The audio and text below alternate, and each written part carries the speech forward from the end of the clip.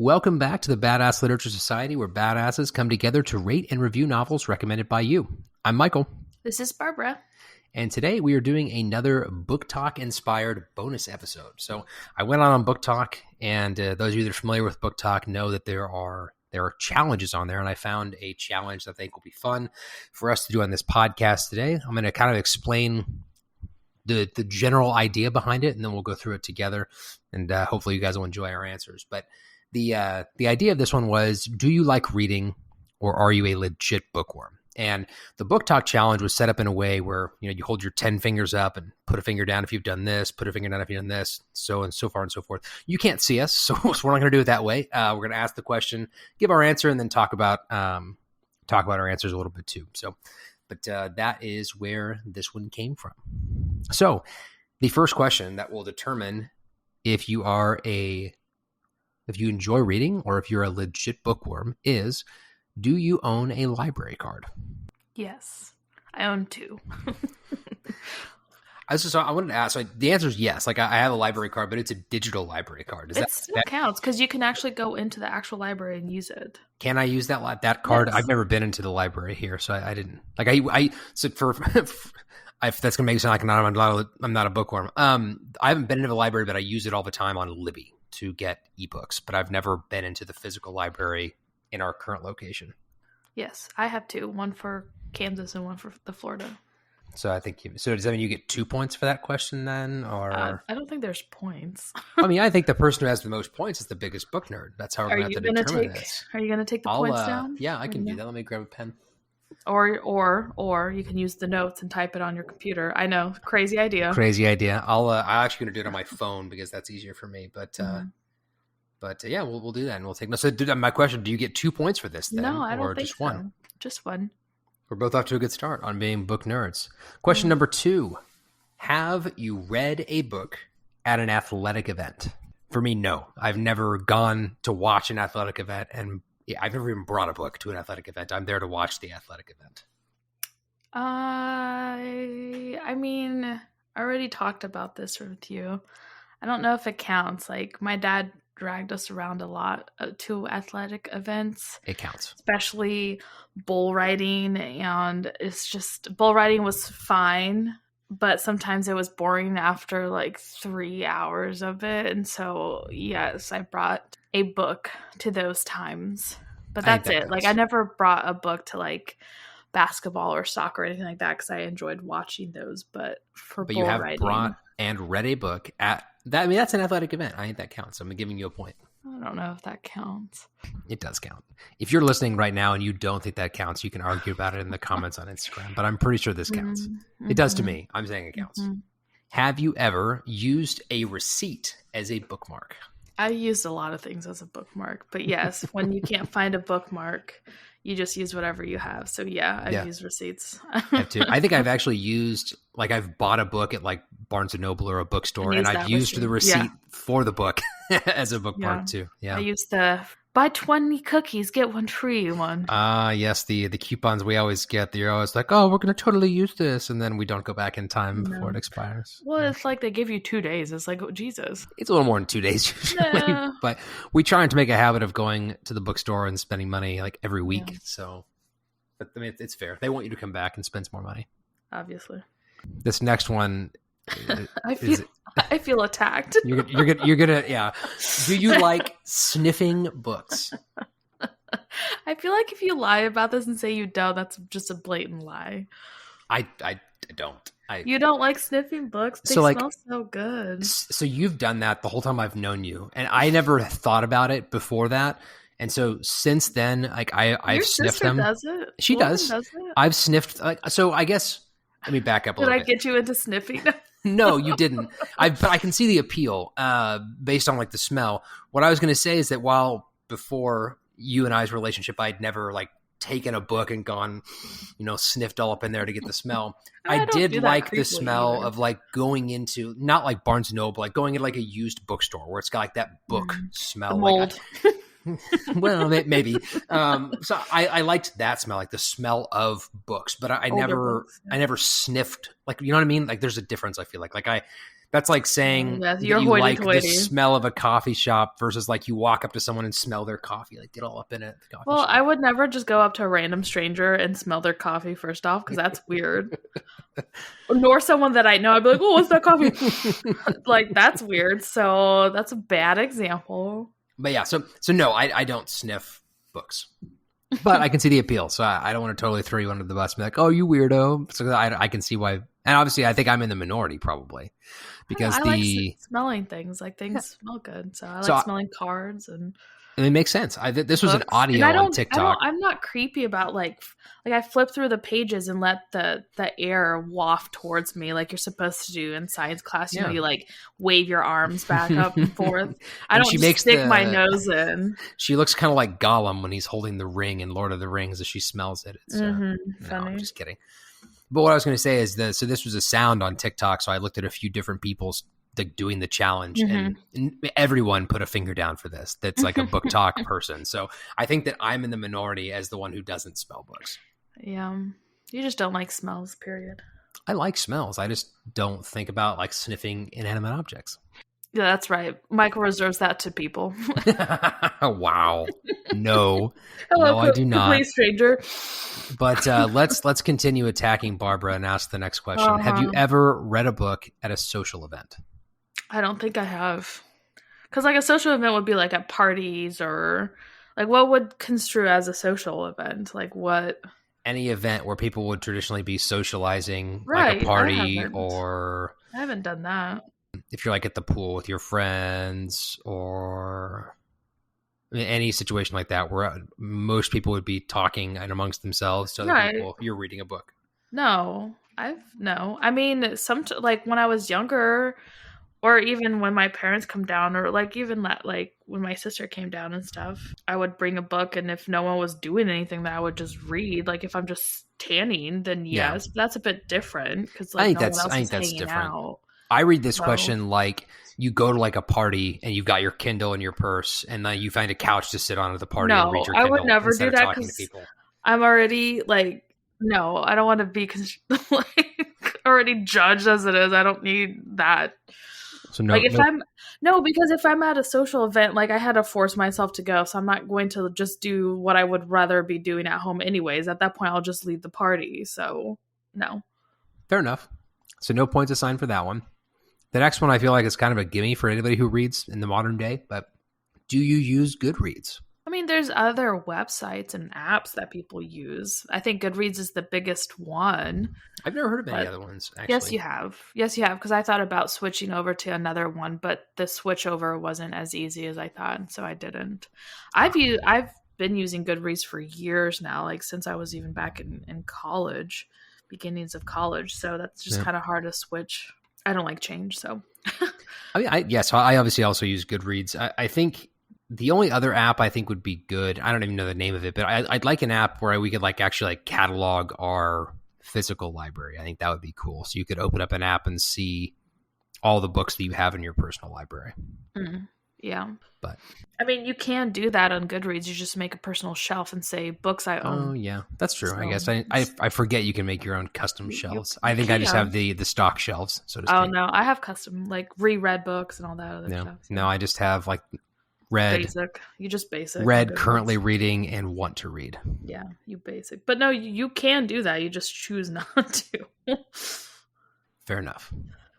Have you ever gifted your favorite book to someone? Yes. I have a friend that we exchange books that we like for our birthdays. That's kind of our thing. So nice. I mean, I knew about that.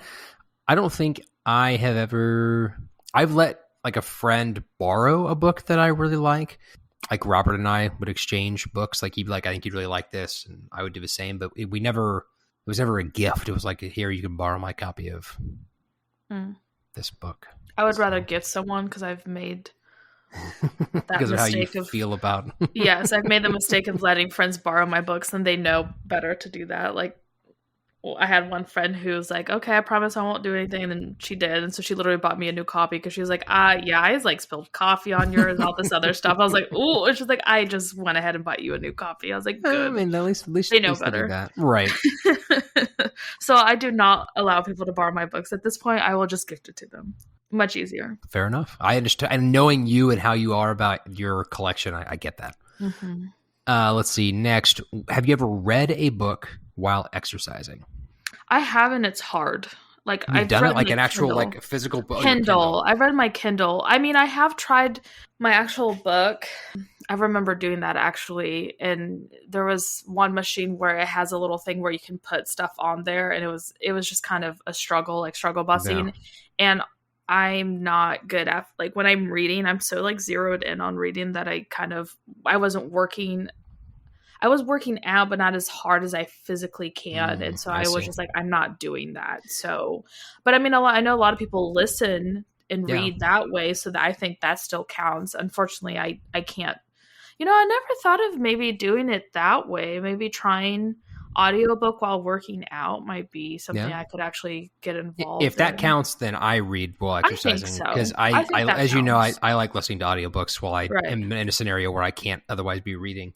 I say both. So I think you should, say like, okay, a physical book and then versus audiobook or, Kindle and stuff. So because I was going to ask you if that counted. So if it does, then, I think so. Because that's still, yes. To me, that's still reading. And I hate when people are like, oh, listening to audiobooks not reading. It's like, yeah, bitch, it is. So I completely disagree with that comment, but I still think that is considered reading. I gave myself a point for it. So yeah, I have read physical in a Kindle, and it's difficult. I do not recommend, but maybe I kind of want to try audio now, to be honest with you. Yeah, give it a shot. I've tried. So I've never tried reading a physical book or a Kindle while exercising, but when I was reading through this, I thought about this, and like the only thing I could think of where you could maybe do this on is if like on like the cycle, like a stationary bike. Yeah, that's what I was doing. Or if you're walking on a treadmill, like not running, but walking on a treadmill. I was using the, on the Y, they had like, it's like everything. It's like the mountain climbing looking like. Oh yeah. The what are those? It looks like you're running. I don't quite sure what that machine was, to be honest with you. Was it an elliptical? No, but it was better than elliptical because elliptical is just like skiing. This one you could literally go up and down to depending on what movement you want to do. So if you wanted to do stairs on it, you could, or it could literally mimic running, like how you're supposed to actually run and stuff like that. So that's the one I would use. But then I would notice that like my paces were like short instead of like actually running. Longer. I was like, no, I can't. Yeah, I can't do that. The Stairmaster, since you mentioned that's another one you might be able to actually you can read a physical Kindle or a book on. But so definitely a good one to do that. Let's see. Next one. Have you ever fallen asleep while reading? Michael has. I've literally watched his Kindle smack him in the face a couple of times, and then his iPad, which is hilarious. That thing is ginormous. I remember when I got that. Like, the first thing that she said to me. So I got the iPad. It was a hand-me-down iPad, but I mainly wanted it to read like comic books because I read comics, and I wanted to read it on the big screen. I thought that'd be cool. And Barbara's first thing she said was, "I cannot wait for you to be reading this at night and for me to look over and watch this like 12.9-inch iPad smack you in the face." And it did. It's happened one time. It scared the crap out of me, as obviously it would. I mean, the Kindle scares me when it falls. That's like a tiny little thing. So yes, the answer, I have absolutely fallen asleep reading. I like reading in bed at night. And I've definitely been guilty of falling asleep. Sometimes the funniest thing though for me is that sometimes like I don't think that I've fallen asleep, and like I'll put the Kindle away, go to sleep, and the next day I'll pick up my Kindle to read. Like I don't remember any of this, and so I have to go. Then I'll go back like 3 or 4 pages, and that's where like my brain actually remembers. So it's like my body was going through the motions of reading. I'm flipping the page, but like it's not like I'm tired enough at that point that it's not like registering. But yeah, 100% I've done that. I have not, because I don't fall asleep while reading. I read, and then when I'm tired, I go to bed or I do whatever the heck I need. Reading to do keeps you up. That's the difference. Reading keeps me up. I enjoy reading, and I'm not one of those people who reads to fall asleep. Like, because I know a few people actually do that, or some people do that, but I do not. When I read, I am wide awake. So no. I don't believe, if I have, I was probably really, really young, and it's been literal years if that's ever happened. So I would say even within the last like 8 years, I don't believe I I think have. that's the first one that was just me and not Mm. both of us. Yeah. Hmm. Let's see. Next, have you ever read the same book more than 3 times? Yes, multiple books I have read more than 3 times. Yes, that's an easy one. So it's still a yes for me, but it hasn't been like multiple books. Like we were talking about this today when we were going over this list before we recorded, and I actually originally didn't think I had done this except for The Hobbit, because I've definitely read The Hobbit Okay. and Lord of the Rings multiple times, but I forgot about Harry Potter because I didn't think about the fact like my first time reading Harry Potter was with my mom. Like we'd read it together, and so if we count that, and then we count me reading it as a child, and then me reading. I haven't read the entire series again as an adult, but I read like the first 4. So that's 3 times per book. So yeah, I've done overly read that. Like every time a new book would come out, I would read it from start to whatever that book came out, and anytime a new movie come out, I would do the same thing. So I've done that with Hunger Games. There's plenty of books that I can list off that I just really enjoy and I reread. If Lauren was here, you'd be in good company, because she, like when we were younger, like she would do it all the time, and not just with books. Like but if there was a book she really liked, like she would read it multiple times. Same thing with like a movie. Like I didn't think you could wear out a DVD, but when Lauren was little, and she's going to listen to this, probably mad at me for saying it, but she had the Princess Diaries, and that was her favorite movie, and she watched it so many times that the DVD stopped working. Like I've seen it happen with like tapes back in the day, but I didn't think you could do it to a DVD. Oh yeah, you can definitely do that with DVDs. So pretty like sure there was a point in her childhood where like every night she would watch Princess Diaries to fall asleep, and like that was just. But I mean, yeah, that's an easy one. I remember when I first got my Kindle. This was like years ago when the Kindles first came out, and I went to Brazil. Mm-hmm. And I had only bought like 4 books, and I was there for a really long time, and my grandma didn't have internet. She had nothing, so I had nothing to do, and she had like maybe 4 channels, and they were all on Brazilian soap operas. So I reread the four books I had bought like over and over again. I was like, well, good thing you had no internet to buy more, right? So you were just couldn't stuck buy any more, because I mean, yes, I had the 3. I think at the time you got the 3G for free on the Kindle, but I was not in America. Right, you were in Brazil, so I was in Brazil, and I wasn't even sure how that worked, and I had tried and stuff, and I was like, ooh, like nothing was registering with it, so yeah, I got stuck reading those 4 books. That's great. I really enjoyed them. So we both get a point for that one then, right? All right, so the next one is, have you ever stayed up late to finish a book? And yes, I have. Especially if it's, so I think it's harder for me to do if the book, this is going to sound so like stupid, but if the book is like, let's say I have like 100 pages left, not that much, right? If the book has like long chapters, like super long chapters, and that's the end of it, I'm less likely to stay up and finish it, because it's harder for me to talk myself into. It's like, oh, it's just one more 45-minute chapter. Okay, that's a little harder to swallow. But if it's like, but I'll spend the same amount of time reading like a James Patterson book, for example, like one of the Alex Cross books, because those chapters are like 2 minutes long. It's like, oh, what's another chapter? And then you do that 20 times, and it's the same thing. But you're one of those people who's like, free shipping, and it's $10.99. Yes, not free shipping, but it's $8.99 and $2 for shipping. No, even though it's the same amount. You're this. Yes. 100%. That when it comes to this, I am, because I'll be like, no, I can't justify that. But then I will literally do that with a book that has short chapters and stay up to like 3 a.m. reading and be like, oh, crap. So. I used to do this quite often, especially because when I keep harkening back to Harry Potter, but keep in mind, people, that I was really young when Harry Potter came out. It was the thing to do.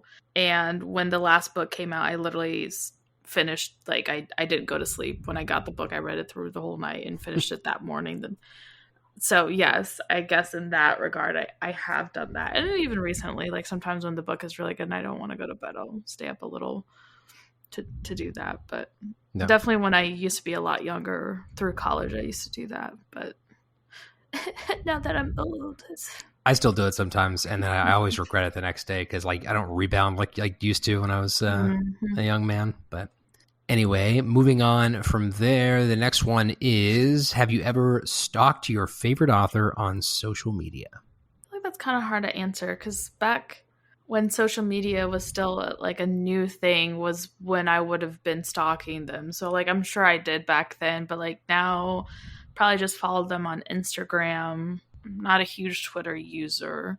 So mostly Instagram just to kind of see like what they're promoting and that kind of stuff. I wouldn't say I would go heavily stalking, but I mean, I know for a fact I used to when I was younger. You know, you would be like, Yeah. what, everything about them, that kind of thing, but not recently. So I don't think I've ever done this. Like I don't think actually I followed any authors on social media until we started doing this podcast, and then I started following some from the podcast account, and then I was like, oh, this is like these are authors that I actually like, so I followed my personal account as well. I've never, like you were talking about back in the day, like stalking them or getting on, like looking all the information up. Like I've never done that. So You're better than everyone else, huh? I don't know about that at all, but sure. If you want to say that, I'll take the compliment. Let's see. Next, do you or have you ever belonged to a book club? No, I have not. I have not either. Yeah. It's kind of surprising, actually. I feel like both of us should have or would have done that at some point. But you keep forgetting that I'm not a social creature by habit. That's true. So That's true. A book club where I need to talk about my feelings about a book outside of the podcast is very hard for me. Unless I'm like really close friends with someone, then I'll just talk your ear off because I love talking about books. But outside of that, the book club, just really, no, I never. There are some I've seen, which maybe these would be more up your alley, that are online. Like the community decides this is the book they're reading, and then it's all like discussion board stuff. It's not like you don't meet up and have Chardonnay and cookies and talk about the book. That was a very stereotypical thing to say. I'm sorry. I was gonna say that's very rude of you, Mr. Judgy Pants. Maybe that would be more up your alley, where you could read the book. Whiskey and jerky. I don't know. That'd be sure. I'd go to that book club. Maybe that'd be more up your alley, like doing an online thing where it was just discussion boards. You didn't have to actually like go somewhere and talk to people. Yeah. Yeah, but I mean, it's not like you don't have enough to read already with your personal books plus the podcast. So when I was younger, the idea of a book club always sounded cool, but like back then, there wasn't a thing for online stuff, so you actually had to physically go to the store and do it. That I never did. I actually think some of the Barnes and Noble ones are online now. Like you don't have to go to a physical location anymore to do it. Yeah. So that's a no for both of us. This next one, I'm gonna feel like I'm attacking Barbara again. Do you always have a book on you, just in case? Yes, I carry my Kindle literally in my purse. Always, always, always. Always, yeah, always do. There have only been a handful of times where you didn't have it, and I remember you were distraught because you wanted it. Well, because like anytime I'm like waiting on anything, I'll just pull out my book and just read. That's what I enjoy doing. Yeah, like when you're waiting for an appointment or. I mean, I read during lunch at work and stuff. I just pull out my Kindle and read it. It's the easiest thing. I don't like not having my Kindle with me. And if worse comes to worse, then I'll pull out my Kindle app on my phone and read. So yeah, I always have a book. And before my Kindle, when I was younger, I would always have a book with me. Like I would read in the car when my mom was driving or whatever, and I would just pull out my book and read. Or waiting for doctor's appointment when I was younger. I always did that. When I was younger, like when we'd go on like vacation or something, I'd always bring a book with me to read. But I don't always have it with me. I think that's the question. It's like you always have it just in case you have an opportunity to read. But that's I don't do that. You're missing out. I might be. Let's see. Have you ever read in the bathtub? No, I have never read in the bathtub. You've taken baths though. I have. I mean, I've taken a bath. I'm not a bath taker by any means. I I'm can not tell you the either. last time I took a bath, but yeah, I have. It's not really I have yet to find a bathtub that I enjoy doing that. No, but I think if I had a waterproof Kindle and we lived somewhere where it was like colder and like a hot tub, like I like soaking in the hot tub, and then I would probably read the book. I'm obviously not going to do that in Florida because that would be miserable to it depends on where in Florida you live. True. If we were, that's true. That's true. So. But that's the only scenario I could see myself reading in a body of water that's close to a bath. Would be like a hot tub. If we had like Kindle. What my parents had as like a bathtub, I would use that. But I also, it's just so wasteful with the water, and I always feel bad. And then I think I don't know. Now I feel like I'm judging people who take baths. It's just not really my thing. Right. Backpedal. Not to be judgy or anything. I'm just saying it's just, I don't know. It's not really my, like, I would shower first and then go in the bath and then read a book. But at that point I could just read. Although it is kind of nice to read in the water. I enjoy doing that. Like I used to read in my pool all the time. Yeah. So, but that was like even actual before physical, like paper books or your Kindle? my Kindle. Okay. My Kindle. And I mean, I would do books too, but I would be very, very cautious because they're my precious. And so, Right. But no, I will still read like that. I would just be very self-aware of, like, I make sure I would not be wet from the top up when I'm touching the book and all that stuff. So I definitely used to do that, but not. I have in the bathtub. It's just our bathtub sucks currently. Poop. Fair. Let's see what do we got next. Have you ever posted more than 3 book reviews online? Yes. And these are reviews, not just ratings. Right. Yeah, because I need to get back on doing that, but yeah, I have. Are you referring to like your solo episodes that you would do? Yeah. Those are really popular. You should get back on doing that. I know. It's just people liked Barbara's bite-sized episodes. I think I can do 2 books a month. I can probably do more. It's just I have other things that I like and enjoy doing. So whenever I get in moods, sometimes I get in like a book mood and then I'll just do nothing but read. And other times I have like, I'll watch some TV and then I'll just binge stuff. Like I'm a binger, I've noticed, with anything that I do as far as that, like extracurricular activity. So whenever I get that, I need to go back to just reading and reviewing books. But yeah, I have definitely. So I don't think I have. I rate my books like all the time on. I've rated them on both on Amazon and on Goodreads, but never left an actual review. I don't think. So I like reading other people's reviews. So so I guess I the same service that you use to do an ARC Goodreads? copy. NetGalley? When you get an ARC, and like I've done some stuff on NetGalley, but it's all been like comics or graphic novels. I haven't done an actual book, so I don't know if that counts here. But I think so. I mean, it's still I guess some people don't call it a book, but it's still a reading apparatus. So You think that counts? All right, fair enough. Have you ever cried while reading a book? Yes, I have. One of the podcast books, actually, it was Next Year at Havana. I 100% cried when I was reading that book. There were what? Next Year in Havana. Do you remember?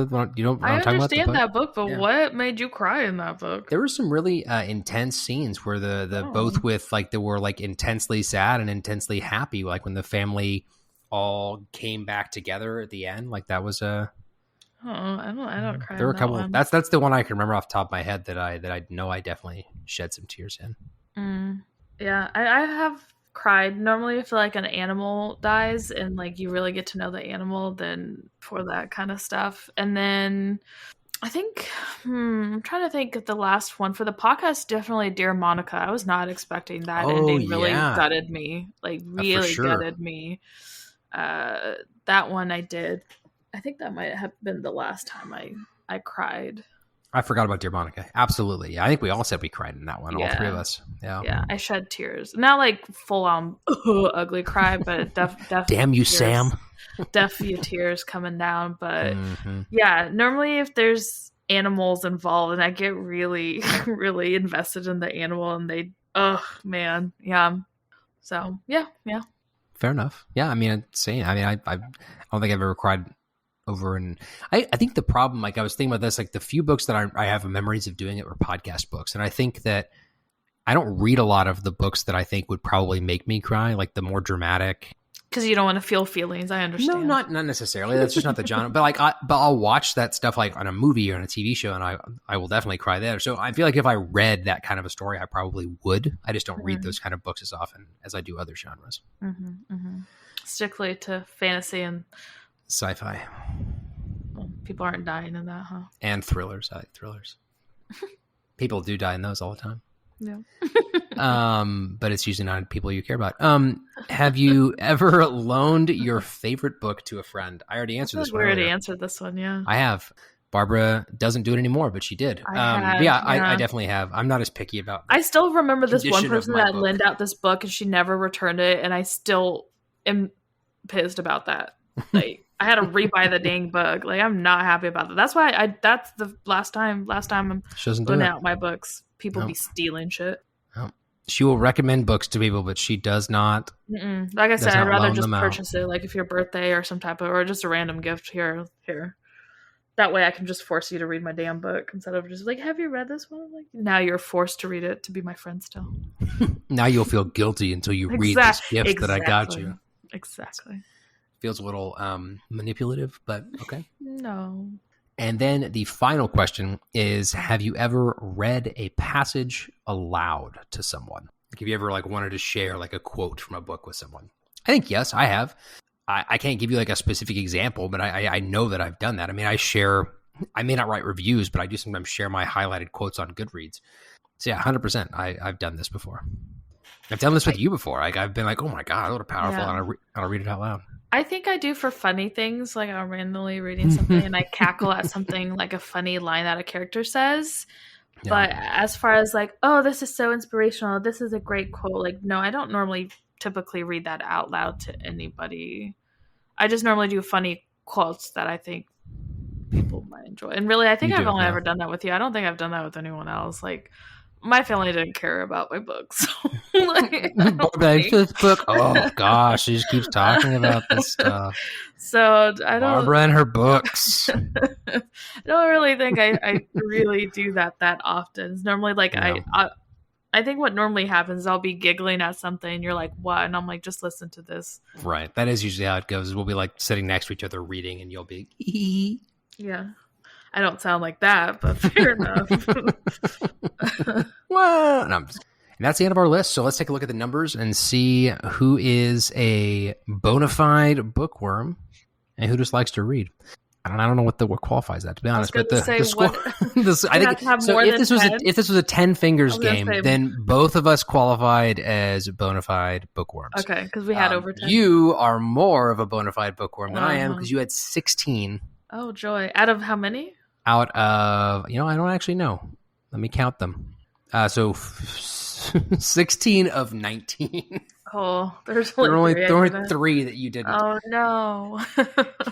I had 11. So quite a bit still. More than 10, which is what the qualifier was. Barely. Yeah, 11 for me. So we're both bona fide bookworms, which is probably not shocking since you know that we run a book podcast. So. Yeah, I mean. That'd be kind of weird if we did this and I had 2. I mean, you could be a different reader. It's no judgment. That's true. That's true. It could just be different stuff, I guess, that maybe isn't in this list but still qualifies. It's a valid point. Yeah. Although I feel like these are stereotypical things, apparently, that people who really enjoy reading do. No, but yeah, that's our fun bonus little book talk challenge for the day. Hopefully, you guys liked it. If you have any of these that you've seen and you think we should do on the show, that'd be great. If you send them over, I think it'd be. I enjoy doing these. I think that we've gotten a decent reception from all you listeners on them too. So if you've got any particular challenges you think would be fun, send those our way. Or let us know what your number was for these questions. Yes. That would be interesting as well. See if you can beat 16. Somebody probably will. There's somebody out there that's done those other 3 things. Mm-hmm. Have feedback about today's episode? Contact us by writing to badassliteraturesociety@gmail.com. One of these days, I think I've only gotten correctly one time. You got it right that time, just now. No, I said Badass Literature Society wrong, but that's okay. Oh. No one else will notice. You can also send us a DM or leave a comment on Instagram or Facebook. Make sure you're following Badass Literature for free in your favorite podcast app. Give us a rating and leave us a review if they allow you to. It's really important. It helps other people see our stuff and maybe get noticed by some new future fans. Also, don't forget to follow us on social media. Our username is @BadassLitPod on both Instagram and Facebook. And with that, we hope you enjoyed the episode, and we will see you next time. I'm Michael. I'm Barbara. Bye. Bye.